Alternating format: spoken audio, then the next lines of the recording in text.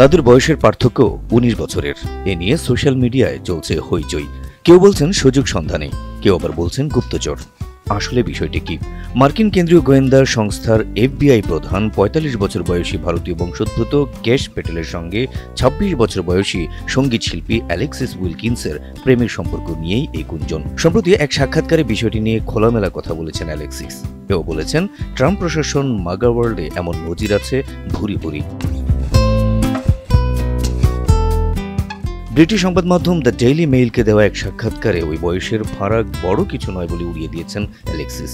তিনি সরাসরি উদাহরণ টেনেছেন মার্কিন প্রেসিডেন্ট ডোনাল্ড ট্রাম্প ও ফার্স্ট লেডি মেলানিয়া ট্রাম্পের। বলেছেন, ট্রাম্পের বয়স ৭৯ বছর আর মেলানিয়ার বয়স ৫৫। তাদের বয়সের পার্থক্য ২৪ বছরের। অ্যালেক্সিস এখানেই ক্ষান্ত হননি। প্রসঙ্গ টেনেছেন হোয়াইট হাউসের সবচেয়ে কম বয়সে প্রেস সেক্রেটারি হওয়া ক্যারোলাইন লেভিটেরও।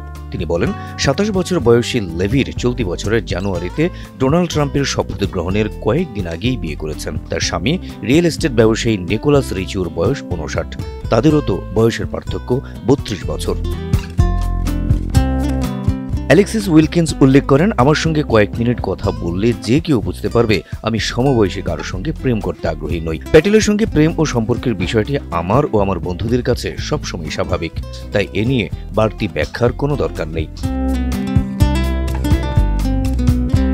প্যাটেলের সঙ্গে সম্পর্কের পর অ্যালেক্সিসের বিরুদ্ধে সোশ্যাল মিডিয়ায় নানা কথা ছড়িয়েছে। অনেকে তাকে বলছেন হানিপট বা সুযোগ সন্ধানী। কেউ কেউ তাকে ইসরায়েলের গুপ্তচর বলেও আখ্যা দিতে ভোলেননি। এ প্রসঙ্গে অ্যালেক্সিস বলেছেন, ইনস্টাগ্রামের কমেন্ট অপশনে হানিপট শব্দটি ব্লক করে দিয়েছে। এ থেকে বোঝা যায় শব্দটি আমার উপর কতটা প্রভাব ফেলেছে। তিনি আরো বলেন, ক্যাশ প্যাটেল FBI এর পরিচালক হওয়ার আগে থেকেই আমাদের প্রেমের সম্পর্ক, সুতরাং সোশ্যাল মিডিয়ায় ছড়ানো অভিযোগের কোনো ভিত্তি নেই। সম্পর্কের সূত্রপাত প্রসঙ্গে অ্যালেক্সিস ডেইলি মেইলকে বলেন, ২০২৩ সালের জানুয়ারিতে এক বন্ধুর পার্টিতে প্যাটেলের সঙ্গে আমার পরিচয় এবং তারপর আমাদের প্রেমের সম্পর্ক গড়ে ওঠে। তাদের সম্পর্ক এখন মধুর। উল্লেখ করে তারা বিয়ের পিঁড়িতেও বসবেন বলে জানান এই সঙ্গীত শিল্পী।